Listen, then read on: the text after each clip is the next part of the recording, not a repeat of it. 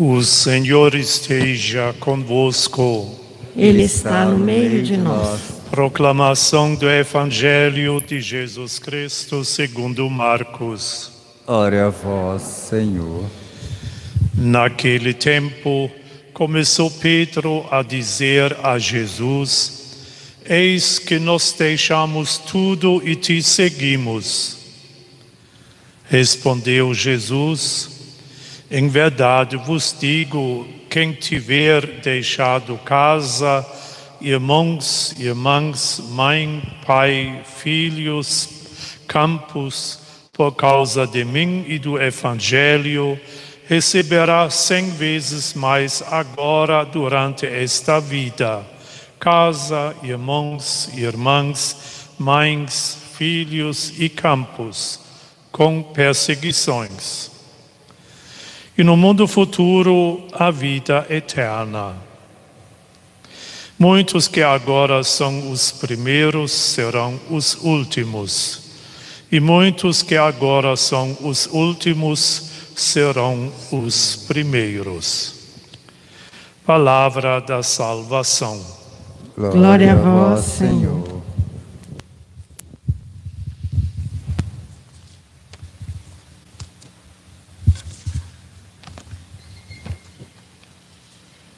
Meus prezados irmãos e irmãs, os primeiros serão os últimos e os últimos os primeiros. Assim terminou o Evangelho de hoje.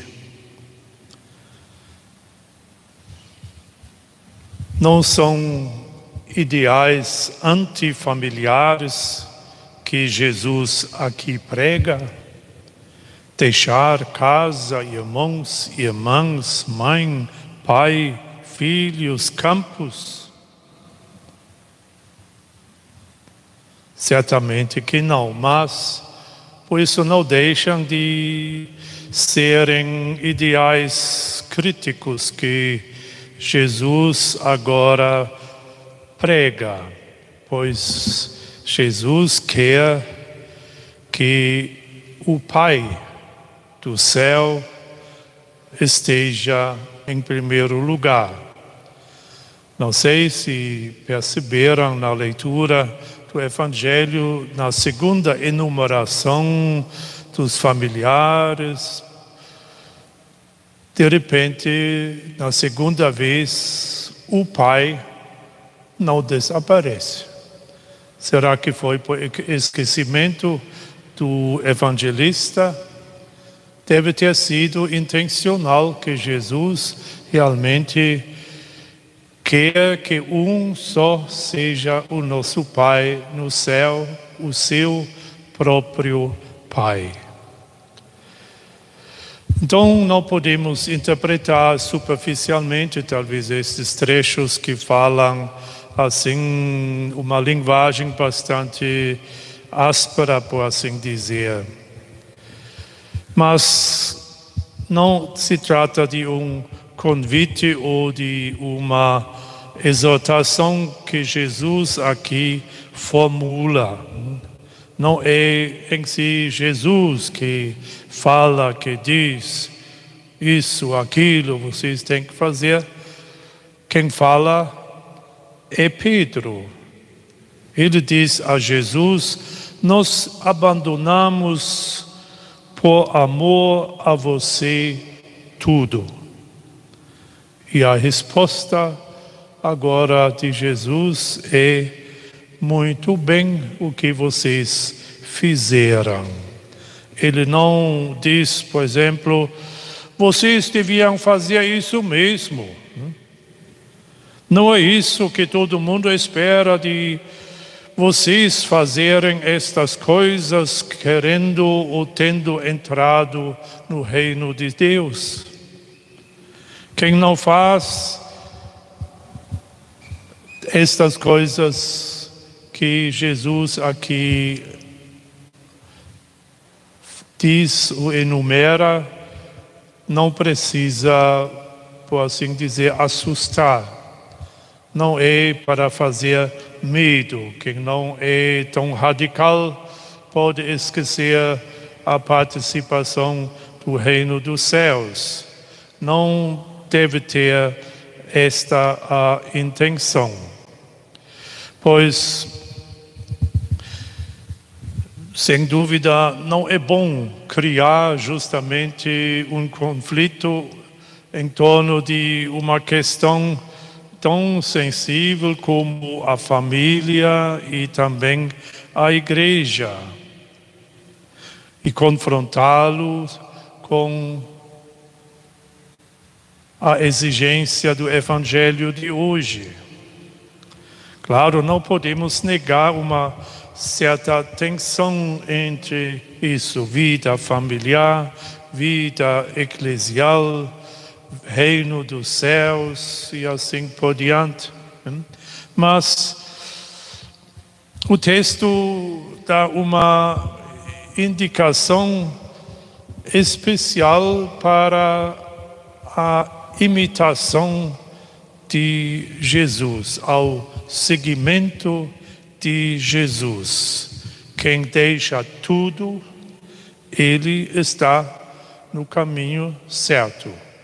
Mas isso, deixar tudo, não significa logo abandonar tudo. Pois também na igreja encontramos pessoas que fizeram isso. E por causa disso, os religiosos foram sempre bem estimados. Quem faz essas coisas já aqui no mundo recebe a sua recompensa. Talvez aqui encontremos um pouquinho, uma certa rivalidade entre presbíteros e bispos seculares, por assim dizer, e padres e irmãs religiosas, que além de comprometer-se a trabalhar no reino dos céus, também direcionaram a sua vida através de pobreza, obediência e castidade.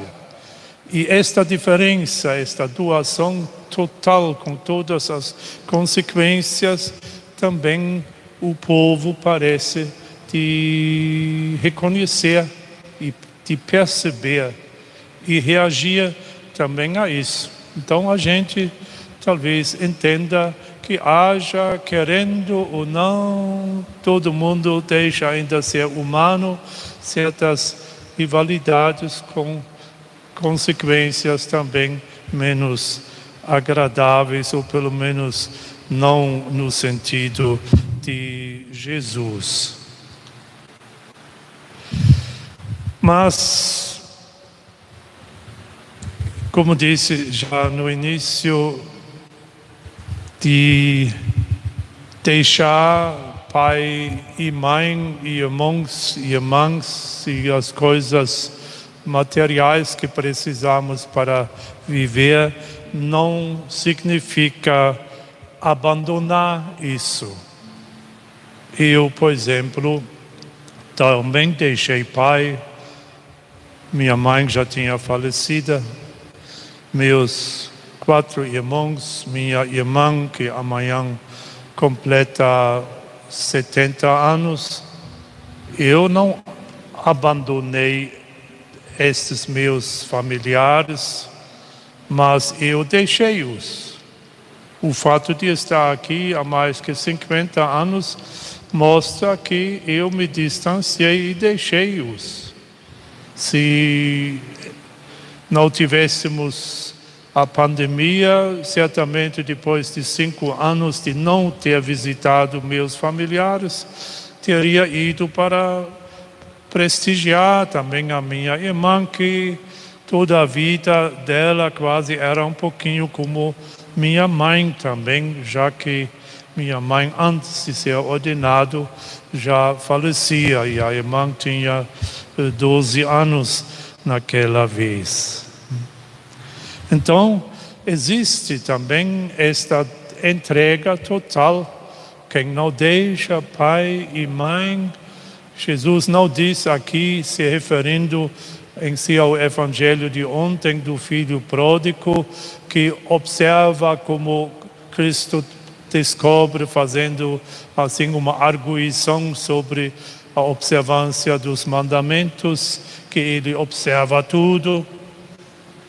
Tá bom, mas quando Jesus fala de, já que era muito rico, de deixar tudo, abandonar os seus bens e seu conforto material que os bens materiais propiciam, ele então não teve coragem. E enquanto aqui os apóstolos, Pedro diz, nós deixamos tudo. Fizeram esta opção, não talvez preocupados em primeiro lugar de observar rigorosamente todos os preceitos da lei, como os fariseus faziam e como esse jovem também fazia. E optar é mais ou menos como também no casamento. Quem casa também não tem certeza que tudo vai correr de forma tranquila, sem briga, sem discussão e assim por diante. Sabe, assumindo compromisso, pode haver também momentos difíceis. A cozinha se enche de fumaça.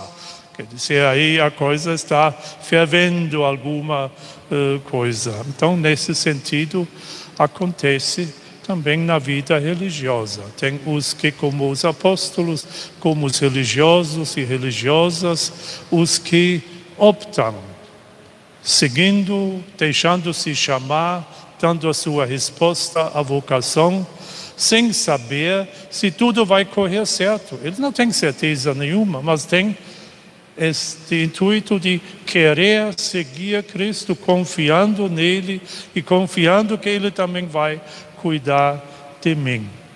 E assim, mesmo não tendo pai, nem tendo mãe, nem tendo irmãos próximos, eu tenho ainda 3 irmãos, um já faleceu uns 10 anos atrás, tenho esta minha irmã, a família eu tenho, mas é muito longe. Mas é a família, são meus irmãos.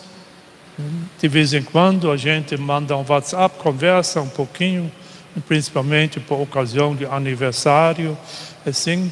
E ter uma irmã, como Cristo disse, quem me segue vai receber irmãos, irmãs, mãe, pula o ser pai e os bens materiais e os campos. Né? Mas ele se coloca lá e oferece, então, a estas pessoas uma nova família. Por isso chamamos também as comunidades religiosas de família religiosa. Não quer dizer uma coisa especial, mas quer mostrar algo semelhante a uma família. E, interessantemente, quando Cristo fala dos seus seguidores, quem toma a sua... Eu não chamo mais de servo, mas de amigo.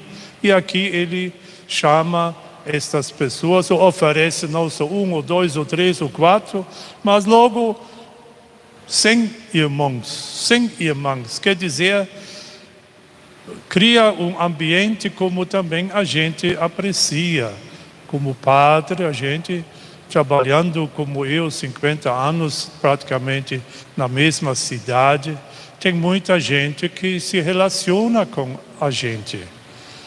E eles se comportam e se sentem como irmãos. Tem um tal irmão, o senhor Abel, que 90 e mais 1 ano ou 2, ele me considera, me chama de irmão. O senhor é meu irmão, mais novo.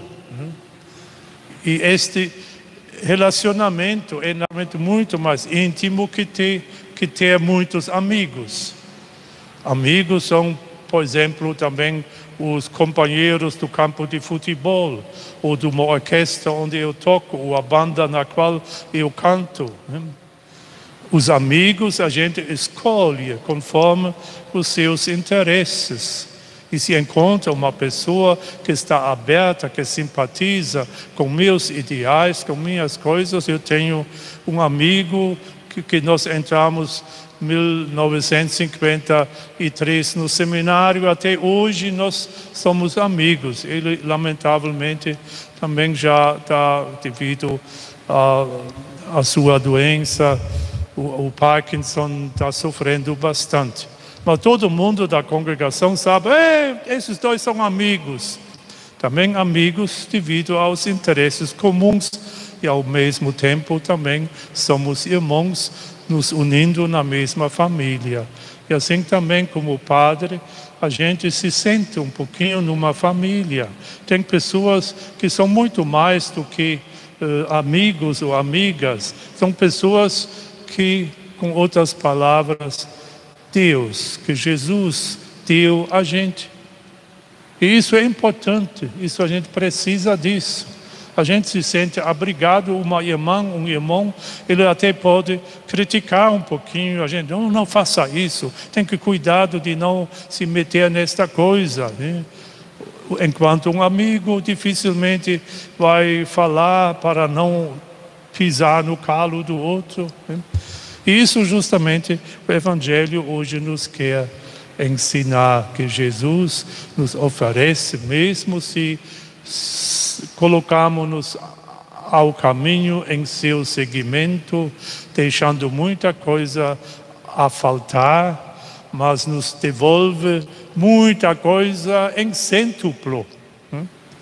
A gente não tem mais 1 ou 2 ou 3 irmãos, mas tem muitas pessoas na paróquia que são como irmãos, que gostam da gente, ficam felizes encontrando, etc. Nem podem dar mais abraço devido à Covid e assim por diante. Então, Deus nos oferece já aqui na terra muito mais do que que a gente poderia ter cultivando ou ficando perto dos irmãos. E todo mundo sabe, se o irmão, se a irmã mora perto demais, cuidado, lá já tem alguma coisa programada, pois o irmão ou a irmã, em geral, não fica só irmão, irmã, casa, tem filhos e outros parentes, então é melhor manter certa distância, enquanto a gente não está comprometido, pode também cultivar uma boa amizade e se sentir realizado, abençoado e protegido, pois sabe, com esta pessoa eu posso contar em dias bons e em dias difíceis. Quem sabe Jesus nos quis dizer isso. E onde acontece isso, se concretiza também o foi falado no último trecho aqui do Evangelho. Que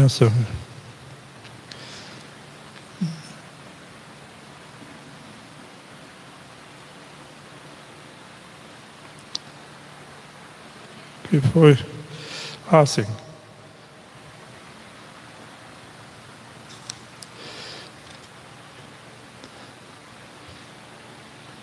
Os últimos, foi assim, os últimos serão os primeiros e os primeiros são os últimos. Como interpretar isso?